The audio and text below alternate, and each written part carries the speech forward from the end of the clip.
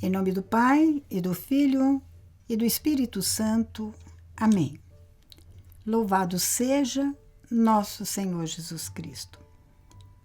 Invoquemos o Espírito Santo, aquele que nos convence da graça de Deus e do pecado, da nossa malignidade, da nossa fraqueza moral e da grandeza misericordiosa de Deus. Ó Deus, que instruís os corações dos vossos fiéis com a luz do Espírito Santo, fazei que apreciemos retamente todas as coisas segundo o mesmo Espírito e gozemos sempre de sua consolação por Cristo, Senhor nosso. Amém. Queridos amigos, vamos continuar uma reflexão sobre os 7 pecados capitais. Depois da introdução do vídeo passado, nós vamos agora ao primeiro pecado capital, ao qual chamamos de o orgulho, a soberba da vida. Nós vamos nos valer de uma palavra do Antigo Testamento no livro do Eclesiástico, capítulo 10. Vocês podem me acompanhar na sua Bíblia. Começando do versículo 12. A igreja deu como subtítulo deste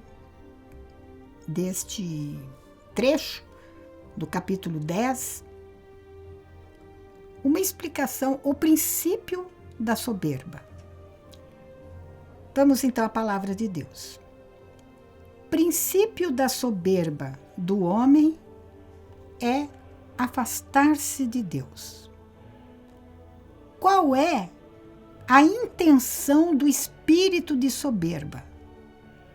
É fazer com que nós nos apartemos, nos independamos, nos afastemos de Deus. Isto é, nós nos afastamos daquele que nos fez, daquele que nos criou. Nos afastamos do nosso Criador, de Deus, nosso Pai. Logo vem à nossa mente a lembrança do que aconteceu com Adão e Eva. Por soberba, instigado pelo maligno, que dizia para eles: vocês serão grandes, vocês serão como deuses, se vocês não levarem em conta, minimizarem aquela ordem que Deus deu para vocês. É que ele não quer concorrente. Isso colocou os nossos primeiros pais numa encruzilhada. Com quem nós vamos ficar? Com aquilo que o nosso Criador disse para nós e nos alertou que se nós não obedecêssemos, nós morreríamos? Ou não será que esse danado que está falando para nós aqui, né, não tem razão? Quem sabe esse Deus está desejando que nós não sejamos felizes de verdade? Quem sabe existe uma felicidade além daquela de Deus que nós gozamos até agora. E preferiram seguir o outro, atiçados na sua consciência por aquele que estava tentando e que havia caído do céu e feito com que o inferno fosse aberto para ele, né, pela soberba. O princípio de todo pecado é a soberba. Então, qualquer que seja o pecado que eu faça, eu sou movida por aquela soberba do começo. Eu quero me fazer de Deus. Eu quero decidir por mim que de fato me traz a felicidade. Isto é soberba. E o Eclesiástico diz: quem a tiver, essa soberba, fará ferver a maldição sobre si. E no final, a própria soberba o destruirá. Agora o autor sagrado passa em revista não só o indivíduo, mas agora as nações. Os tronos dos chefes soberbos, Deus os destruiu e fez os não violentos sentarem-se em lugar deles. Isso daí nos faz lembrar do quê? No cântico de Nossa Senhora, o Magnífica de Nossa Senhora, derrubou do trono os poderosos e exaltou os humildes. Deus arrancou as raízes dos povos soberbos e plantou os humildes em seu lugar. Grandes impérios da antiguidade e de hoje, que se assentaram sobre o poder orgulhoso, vaidoso, prepotente, opressor, tudo fruto da soberba, viraram pó. Aonde está o grande Império Romano, o Império Egípcio, o Império Assírio, o Império Caldeu? Onde estão esses grandes impérios? Né? Sumiram. Mas temos novos impérios hoje, igualmente assentados, né, sobre o orgulho, a prepotência e a vaidade. E o que faz com que isso suba o tom da vanglória, da autoexaltação das suas próprias nações? É o dinheiro, é o poder do dinheiro. Poder de comércio, poder de compra e venda, o poder da grana que mantém guerras, que mantém ditaduras, que mantém a fome no mundo. Tudo a soberba da vida. Mas Deus arrancou as raízes dos povos soberbos. Se Ele arrancou no passado, Ele está arrancando no presente. E certamente o futuro da história vai contar para os pósteros, para as próximas gerações, que os impérios de hoje, que hoje são impérios, vão virar pó no futuro. E no lugar desses povos soberbos, Deus faz surgir, plantou os humildes em seu lugar. O Senhor subverteu os territórios das nações e as destruiu até os fundamentos. Por quê? Porque os princípios dessas nações são assentados sobre o pecado do orgulho, da soberba da vida, da prepotência. Bom, isso é o Antigo Testamento, que chega à sua plenitude no Novo Testamento. E nós vamos ao apóstolo João. São João Evangelista, que escreveu, além do Evangelho, o quarto Evangelho e o Apocalipse, 3 cartas. A primeira delas, no capítulo 2, versículo 16, explica para nós que tudo que há de sedução no mundo se agrupam em 3 segmentos: a concupiscência da carne, a concupiscência dos olhos e a ostentação da riqueza. Em outra tradução, a soberba da vida. Concupiscência da carne, tudo aquilo que me move ao prazer pelo prazer. Concupiscência dos olhos, já falei no vídeo passado, né? A ambição que gera em mim e me move a obter a qualquer preço aquilo que entrou pelos meus olhos. E nós queremos nos deter na ostentação da riqueza, na soberba da vida, que o dinheiro pensa que é capaz de comprar tudo para mim.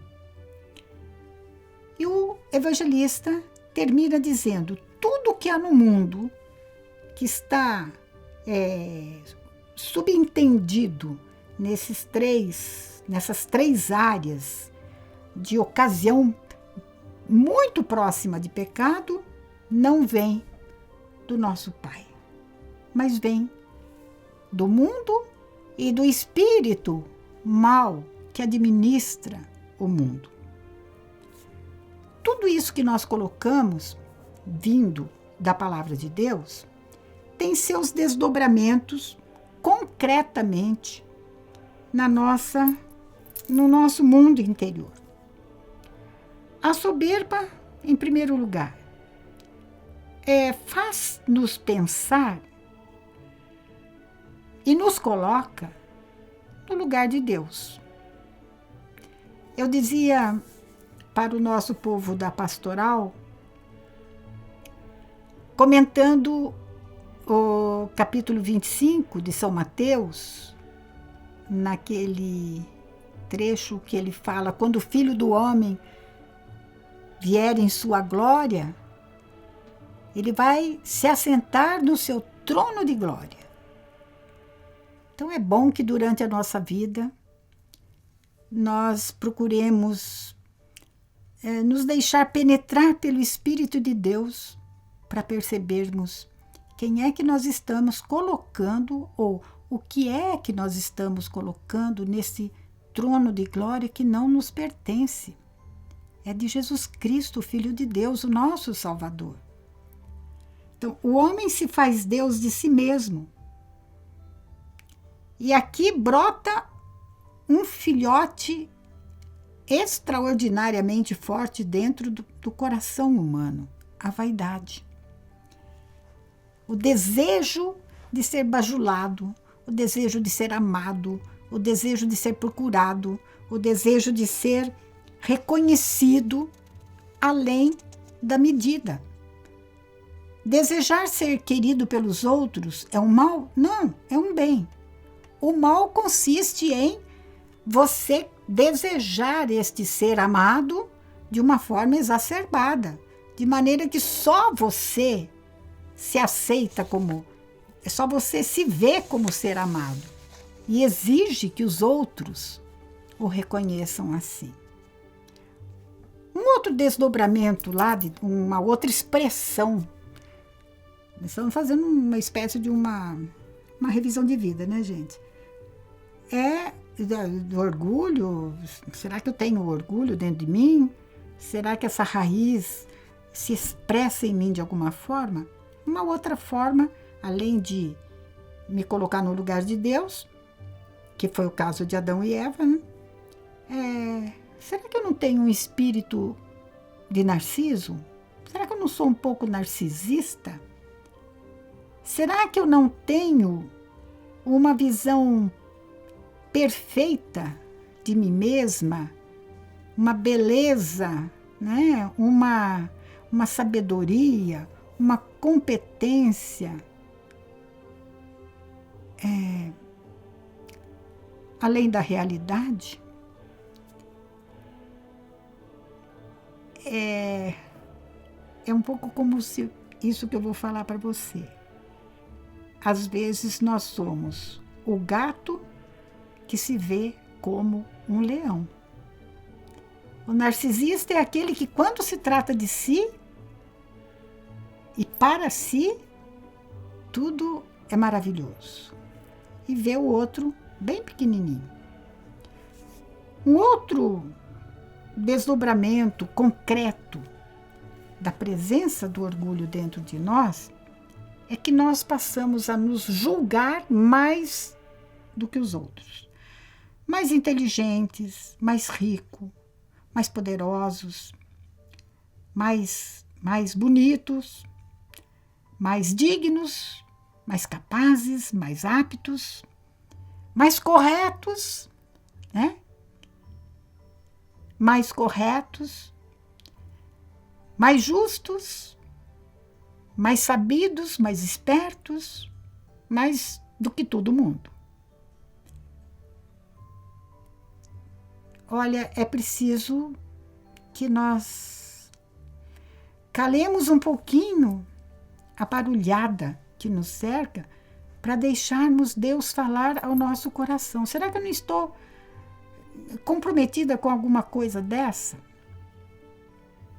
Um outro pontinho bem concreto que revela essa cabeça de orgulho dentro de nós é quando nós não conseguimos escutar as razões dos outros. Nós só escutamos a voz da minha razão, da nossa razão. Eu só escuto as razões da minha razão. Eu não consigo aceitar que o outro possa ter uma visão diferente da minha, uma ideia melhor do que a minha, né? Uma razão mais sólida do que a minha. Porque isso significa eu reconhecer que o outro é tudo isso, tem mais razão do que eu, me diminui. Não diminui. Pelo contrário, faz você ser uma pessoa humilde. E o que é grande diante de Deus é humilde de coração. Poxa, foi boa aquela ideia que você me deu. Né? Aceitar o contraditório. O soberbo não aceita o contraditório. Nem para pensar, será que o outro não tem mais razão do que eu? Não para, não se dá esse direito, né? E o que eu acho uma das coisas mais lamentáveis é que a soberba não se deixa corrigir. Eu não aceito que eu sou errado, eu não aceito que eu posso errar, a minha falibilidade eu não aceito, então eu não aceito correção. E quando eu finjo que aceitei, mas fico lá remoendo na minha cabeça, né? Mas bem que eu tinha razão, bem que aquilo foi injusto, eu tive que calar a boca, porque senão eu sou dispensa. Olha, isso é uma murmuração. E como dizia uma querida superiora que eu tive, a irmã Lúcia Alves, ela dizia, Castro Alves, né? Ela dizia que ela tinha aprendido que a murmuração é o louvor ao demônio. Né? Então, permitir-se ficar remoendo, porque o outro me corrigiu, é uma expressão fortíssima de que eu estou dominada, sim, por um vício que se chama orgulho, prepotência, soberba da vida. Bom, isso fazendo um exame interior, pessoal, lá para dentro. Qual a consequência social desse tipo de comportamento? Primeiro, o ambiente social, familiar, o ambiente comunitário, qualquer ambiente de pessoas, vira um inferno. Fica um ambiente insuportável. Por quê? Porque a competição sobre quem é mais, quem pode mais, quem grita mais, é visível. Gera divisão, gera partidos, gera o pró e o contra. Os que são a favor e os que são contra. E no meio disso tudo, o espírito de servilismo. Eu vou ficar do lado desse, servilmente, escravizadamente, porque esse pode me trazer vantagens. Amanhã eu posso precisar dessa pessoa que me parece mais poderosa do que essa outra, então não me interessa se tem razão ou não. Isso é um servilismo. A soberba busca os seus próprios interesses pessoais, busca suas vantagens só para si. Uma segunda consequência social do pecado da soberba é que faz do soberbo uma pessoa tão amarga, tão infeliz, porque ela se sente em todas as situações um explorado pelo amigo, um explorado pelo patrão, um explorado pelo pai, explorado pela mãe, explorado pelos filhos. Ele se sente o explorado. Né? Não é capaz de dizer, bom, se eu não mereci essa chamada de atenção, fica valendo para as outras vezes que eu merecia e ninguém me corrigiu. Passei despercebido. Isso não passa pela cabeça do soberbo. E esse sentimento de estar sendo explorado, né, dá como consequência as revoluções. Né? As teologias, as ideologias, como exploram esse lado. Às vezes com razão, mas na maioria das vezes sem razão. Porque quando há uma razão verdadeira, na verdade de Deus mesmo, não existe revolução, existe transformação. É diferente. E, finalmente, a soberba, o orgulho, gera uma coisa detestável contra o ambiente social, contra a sociedade, contra a humanidade, que é a quebra da unidade. Só o humilde constrói a unidade. Só o humilde preserva a unidade.